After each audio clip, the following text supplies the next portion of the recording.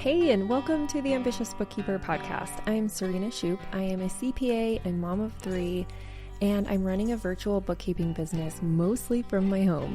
You're in the right place if you're a bookkeeper, accountant, or an accounting student, and you know that your purpose is bigger than sitting in a cubicle.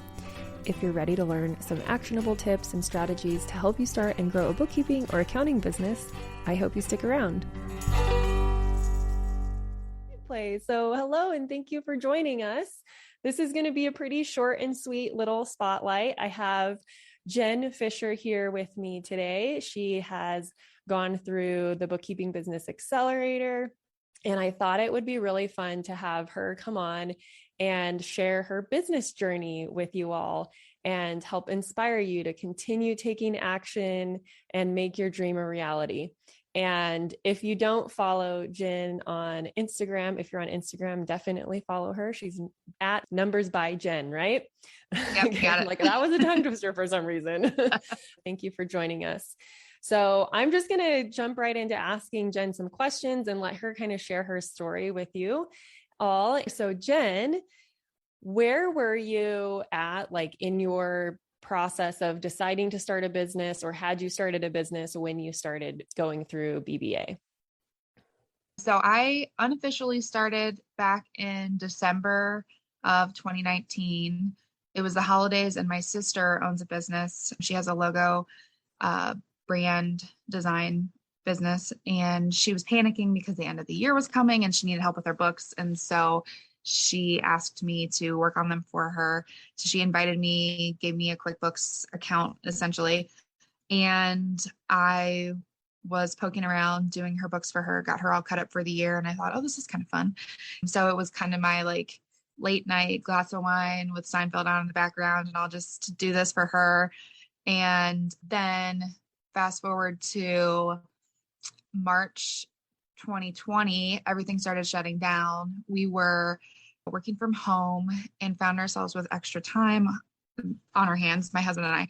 And so we said, hey, what if you did this some more now with the commuting time that you're not having to spend, like, you've got an extra 10, 15 hours available in the week, make a couple bucks, pay our student loan payments every month with it.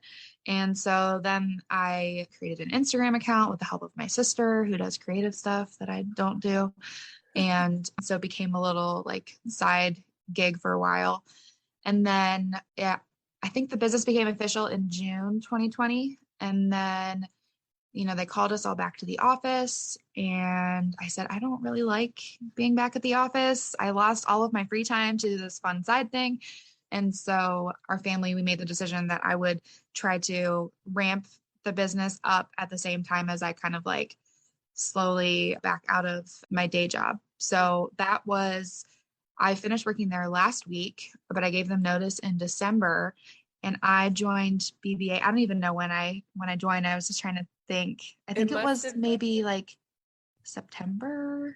It must have been around September, maybe October, in the last quarter of the year, maybe. Yeah. Yeah. So that's about when my husband and I made the decision. And so I was kind of like in the background trying to like, build the business and set the foundation with processes and everything, and ramp things up a bit before actually giving my notice in case they said, okay, just go ahead and leave today. Yeah. So that's always a risk, right? So smart. Did that answer your question? Sorry. That's really awesome.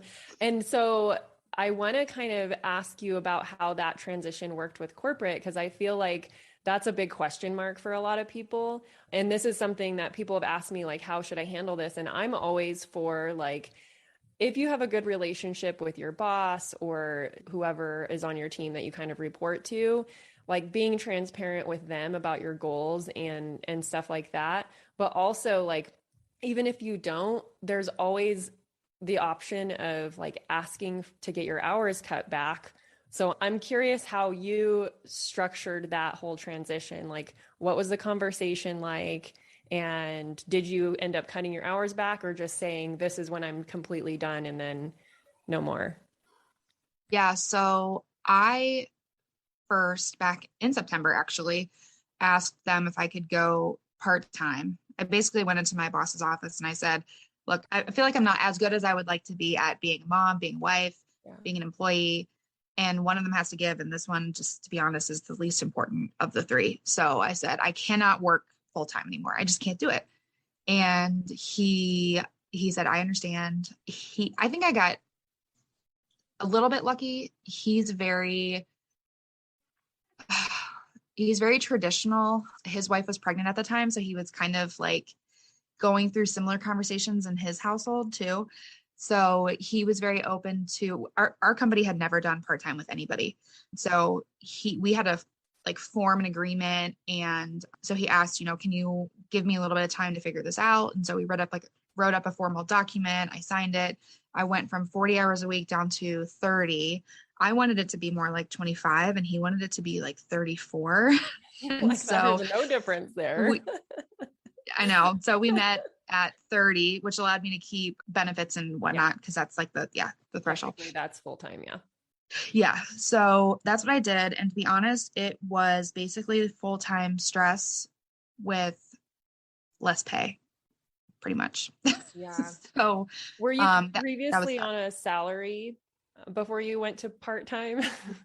Yeah. So I was salaried, working about like 45 hours a week plus commuting, like 30 to 40 minutes each way. And they didn't put me on hourly. They just dropped my salary by that percentage of time down to 75% basically of a salary. And then when I came in, we were supposed to have regular checkups, how's the part-time going? And when I came in for my second part-time check-in, I said, yeah, this isn't working. I'm going to have to leave. And my boss actually said to me, yeah, I knew it was coming. I just needed you to get there. Like, I knew you would arrive there on your own time. We all knew it was coming. I've planned for this. And I said, I wanted to take the team through year end, which usually runs through the end of February, because we have a third party come in and do this big review. And so I said, I'm absolutely willing to do that. I cannot do it at full time. Might even have to do less hours. And he said, if you can make it through the end of February, that'd be great. So that's what I did. Cool. Were you like in a corporate position or at a CPA firm? What was your role? I worked for a construction management firm. Mm-hmm. It's one of the largest here in Cincinnati. We did about 100 million a year in revenue. And I led the corporate team. So I was the senior staff accountant. And then my team was a staff accountant and a corporate accounting assistant. And I reported into the CFO, and kind of like you were basically the controller. They're replacing me with a controller. Yes. Yes. And they'll pay them as a controller. And that's always the unfortunate thing, right? Because they're going to bring in someone that comes with the experience and the higher, and that's just kind of how the job market is anyway. So it's like, if I were in corporate right now, like I would probably be hopping jobs too, to be able to get the pay bump that you really deserve. And I had to do that through my whole career anyways. Like, it's just the reality of how things work. If you want to exponentially increase your income, you typically have to jump jobs and take a higher position, So now that you're on the other side of that, as you were ramping up your business, can you tell us like where you were at as you were part-time, how many clients you had, and all that kind of stuff? Yeah. So I would say going into September, around when I started the course, I had, let me think about this. I had 3 monthly clients, including my forever non-paying sister. Just like, hey, we all have one of those, like charity clients. Yeah. And then, so 3 monthly and then 4 quarterly. The 4 quarterly fall under two people that they're very entrepreneurial. So they have a lot of businesses. Mm-hmm. So that's where I was in September. And then I think I closed out the year with like 10 or 11. And now I am at 14. Okay. Wow. And are you supporting those 14 clients all on your own?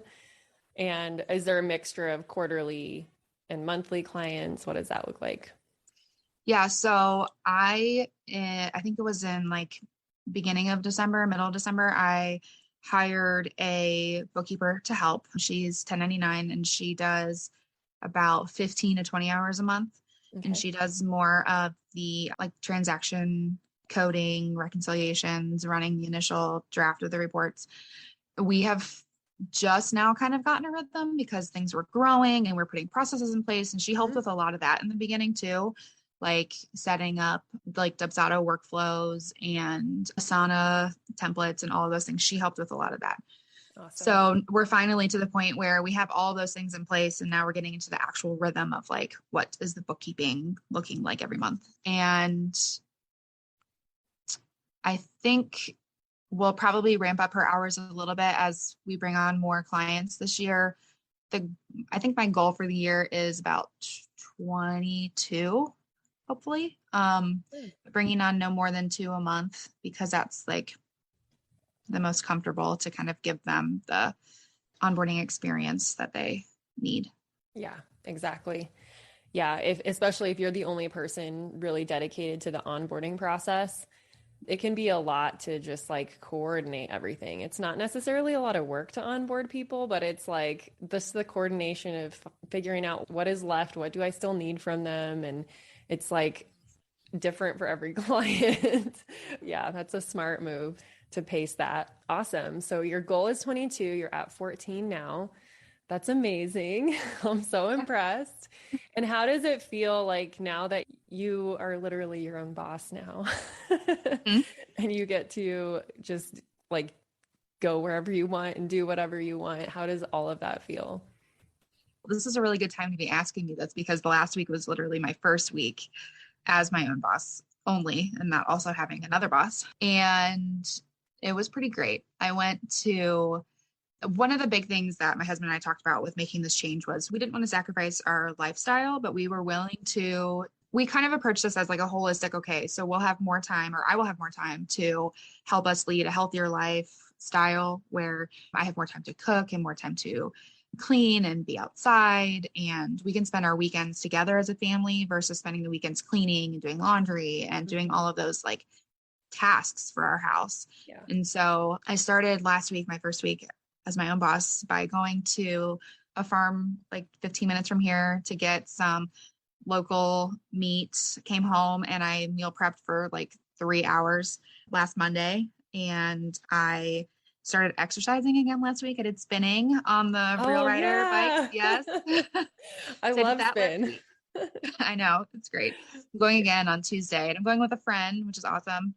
Another business owner who has an online business. So we're doing that together. I'm taking my son to swim lessons every week. And it's just, I used to always live with like this sense that if I was doing something for me personally or for a family personally, like I always felt like I shouldn't be doing that because I have this other responsibility. And like, if I'm doing something for myself, then I'm ignoring my, outlook or my teams, or not checking the business bank account, or like the little green thing isn't on my teams and people are going to wonder where I'm at. And so Were just you not having that. Were you working virtually through the end? I was Monday, Wednesday, Friday, half days at home, and then Tuesday, Thursday, full days in the office. So it's really nice to have Tuesday, Thursday back. Yeah. How much, like, does it feel like you have so much space?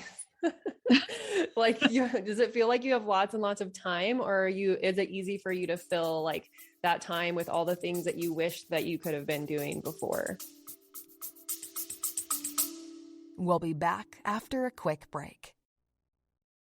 This episode of the Ambitious Bookkeeper Podcast is sponsored by my brand new free training, The Ultimate Guide to Creating a Profitable Bookkeeping Business. In just 1 hour, you will learn 3 keys to creating and launching a profitable bookkeeping business.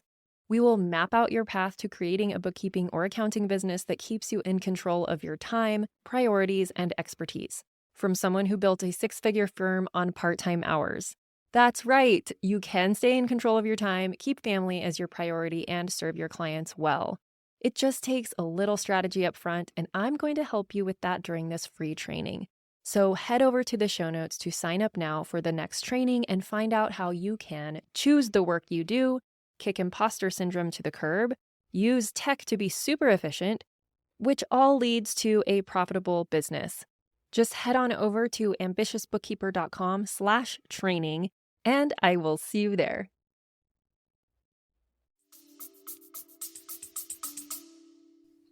This past week, it was easy to fill the time. We are home renovation addicts a little bit. So I was working on one of our projects that we've been working on for many, many months. And so kind of doing that a little bit in the background.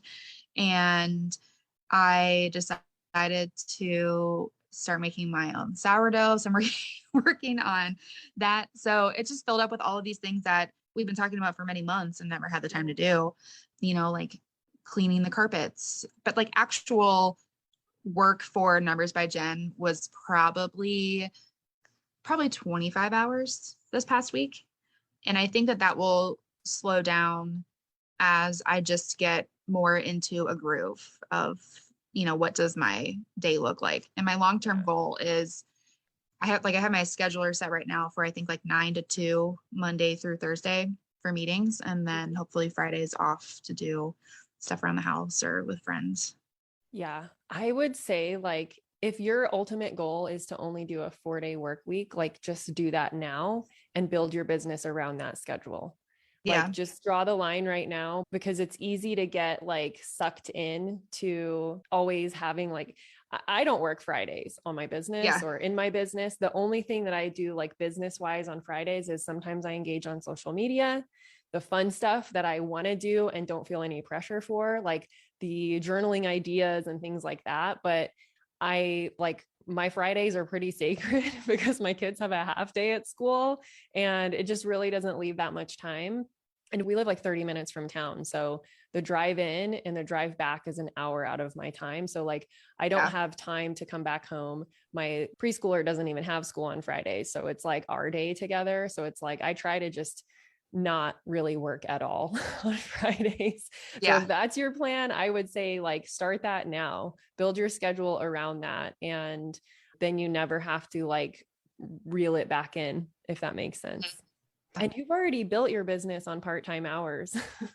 So that you can actually run it on part-time hours. And that's really the beauty. And you'll feel like now you're doing it with way less stress because you don't have this other focus pulling your attention. Yeah. So this is awesome. It's divine timing of you. Like you literally like finished that job a week ago. And I'm so excited to see. Like, I love watching you on Instagram. Your feed is beautiful. Is your sister doing it for you? Or does she just kind of consult you? No. So I actually partnered with a social media team because it was just, of all the things in the business, it was the most stressful to me. And it wasn't, I left corporate to be less stressed, and that I could just feel the stress from that part. So I hired some help with that area, and that has been totally worth it for me. Are you getting clients from your social media content? Can you tie it straight back to that, do you think? No, not yet.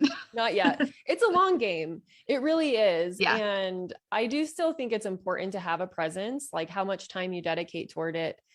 It really is up to you, but yeah, you do have to give it some time. I think I'm trying to, so my sister did redo my website. She redid my logo and all of that. Also in early January, and I did a professional photo shoot.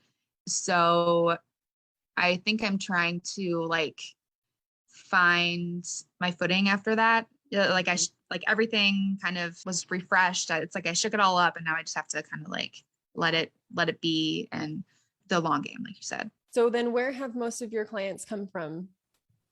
Referrals. Okay. So I snagged some in the beginning. One of them was a friend of mine. It was just kind of like divine timing. And she's just really community focused. She's always posting about me. She's awesome. So I've gotten a few from her, and then they've pretty much all been referrals, I guess, since the beginning, like first handful, which is interesting. It's taking me in a lot of interesting directions, and it's made me really hesitant to pick a niche or however we say it, because like I got one salon owner, and then she referred me to more salon owners, and so now I have 5 of those, and then I have real estate referrals, and then it's just been really interesting. Yeah. Hey, you don't have to, like, I didn't have a niche for like 3 or 4 years pretty much. And even when you do pick one, you'll still get referrals that are outside of that specific industry, and you still get to decide if you want to take them or not. It's just having a niche. I think the biggest benefit of it is that you can really target your marketing, like your messaging. You can target where you're hanging out to be the go-to expert in that industry, but you're still going to get people from other industries coming to you because they saw that content or they were referred to you. So that's my take on it anyways. We have some random industries too. Yeah. So, and I think I selfishly like the diversity of like, I think it's fun to kind of like research in and work in different industries. What's attractive to me about picking one is the efficiency of it, and only kind of having to learn the specific rules for that industry. And then also being able to provide clients with like industry data and just better information. So I don't know, maybe someday. Yeah. And maybe you'll do like one or two that are kind of similar to, like, professional services is very broad, but it still keeps your processes simple, So thank you so much, Jen, for sharing your story. Yeah, I think hearing the transition out of corporate is really helpful for people to see like, okay, this is possible. This is the type of conversation I could have with my boss. There's lots of ways to do it. There's no right or wrong way, really. It's just like figuring out what works for you. Yeah. If you have any more questions for Jen, definitely connect with her on Instagram. Is that where you're most active? Yeah. Yeah, me too. Awesome. Yeah. Thanks for making it seem okay to hire someone for social media. You should ask for help. You could even probably trade. And like, I'm not huge on trades now inside of my business. Like now I just prefer to do the monetary exchange. But at the beginning of my business, I traded for my website. I traded for some other things that it really does help get your name out there. Then those people are going to refer you. And especially if it's your niche, like do a trade with someone and then they will be the person that refers you all the time too. Highly recommend that, especially if funds are tight at the beginning as well. Trades are great. So thank you again so much, Jen. I appreciate you so much. And you guys will see Jen in the community if or when you join BBA. And yeah. Thank you. All right. BBA, I feel like it changed everything. So thank you. Grateful to have found you. As soon as I stumbled upon the information for it and then started watching your videos and your posts and everything, I was like, yep, she's my people. This is it. This is the one. Yep. And then I posted that I do spin class and you're like, all right, I'm in. Just kidding. I wasn't doing it back then, I don't think. Or maybe I had started it and I took a break over the holidays because I got sick and all that kind of stuff. But I try to go 3 times a week because our YMCA has classes almost every day for spin. But the days that the class time that works for me is Monday, Wednesday, Friday mornings. And they also have free childcare on those mornings. And those are the mornings that my preschooler does not have preschool. So it works out great. Yeah, that's perfect. But, yeah. All righty. Well, thank you so much. We will catch you all later and we'll talk to you soon. Bye. Bye. Thank you to everyone who helps make this podcast possible. Content and interviews are produced by me, Serena Shoup. Our intro and outro music is written and performed by my brother, Ian Gilliam. Editing is also by Ian using his awesome sound engineering skills along with Descript software. Hosting and publishing is by Buzzsprout. And you can check out the show notes for links to all of these amazing resources and resources mentioned in the episode. Be ambitious.